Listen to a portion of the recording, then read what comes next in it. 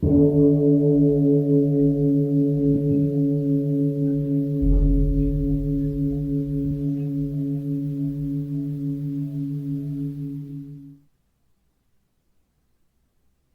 all beings be happy. May all beings be healthy. May all beings be free from harm. May all beings love life. May all beings awaken. Welcome to another Cuke Audio mini podcast, Brief Memories.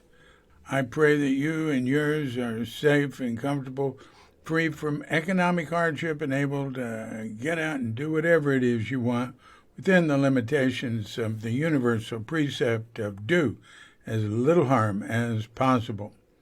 So today's brief memories come from Jack Williamson. I got this in an email 16 years ago on April 4th. You don't know me, Jack Williamson, but Lydie Scudder mentioned that you might be interested in any reminiscences of Suzuki Roshi. I can't really help much, but I did see him a couple of times. In the winter of 1968 or 69, while suspended from high school, I hitchhiked to Tassajara from my parents' house in Southern California.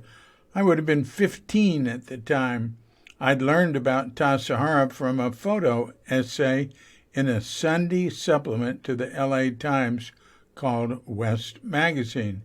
It was a good long trek of several hours from where the last ride dropped me off, and I arrived cold and wet late in the afternoon. Of course, a wayward kid showing up during a training period wasn't a welcome event, but people were very pleasant to me. The first person I met was a tall, thin woman with gray hair who said something like, "Oh, no, not another one." Ha ha! There was a problem with the road having washed out, and I remember several conversations about its condition.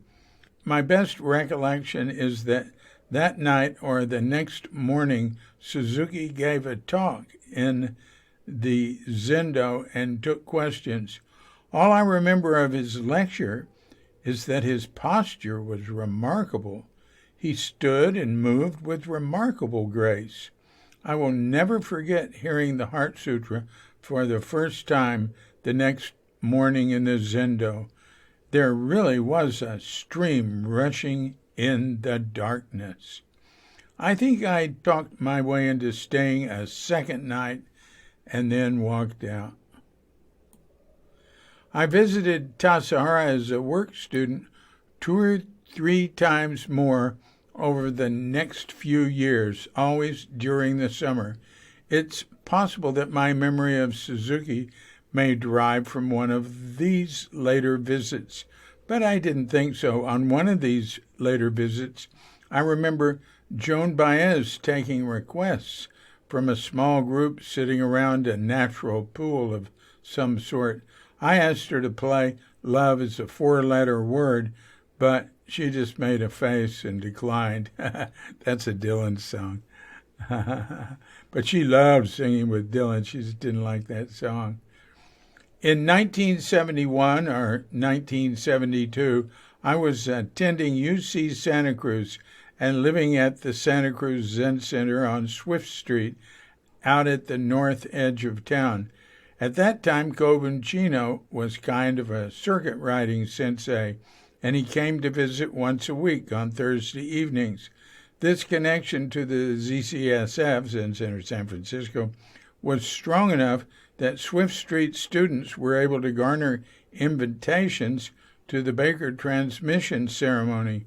It wasn't a transmission ceremony, it was his mountain seat ceremony where he was installed as abbot and Suzuki stepped down. Suzuki's last public appearance.